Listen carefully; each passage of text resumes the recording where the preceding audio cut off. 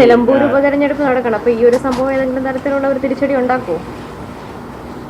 അങ്ങനെ ചോദിച്ചാൽ എന്താ പറയുക, ഇപ്പം നിലമ്പൂരിലെ വോട്ടർമാർ നിലമ്പൂരിൽ തന്നെ അവിടുത്തെ ഇത്രയും ദിവസം പ്രകടനം നടത്തിയ എല്ലാ മുന്നണി നേതാക്കന്മാരും വന്യജീവി അക്രമം ഒരു പ്രശ്നമായിട്ട് അവിടെ ഉന്നയിച്ചിട്ടുണ്ട്.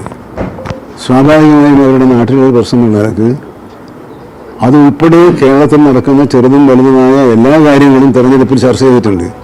അവർ ഇന്നലെ രാവിലെ 7 മണി, ഇന്ന് രാവിലെ 7 മണി വരെ ചർച്ച ചെയ്തിട്ടുണ്ടാവും. 8 മണിക്ക് അവർ പുതിയതായിട്ട് ചർച്ച ചെയ്യുമെന്ന് എനിക്കറിയില്ല.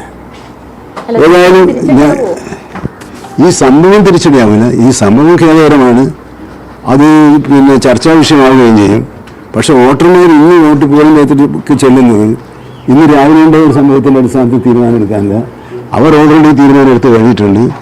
ആ തീരുമാനത്തെ ബലപ്പെടുത്താൻ ഈ വന്യജീവി അക്രമത്തിൽ പ്രതിഷേധമുള്ള വോട്ടർമാരുണ്ട്. ആ വോട്ടർമാർക്ക് അവരുടെ തീരുമാനത്തെ ബലപ്പെടുത്താൻ സഹായമാണ്.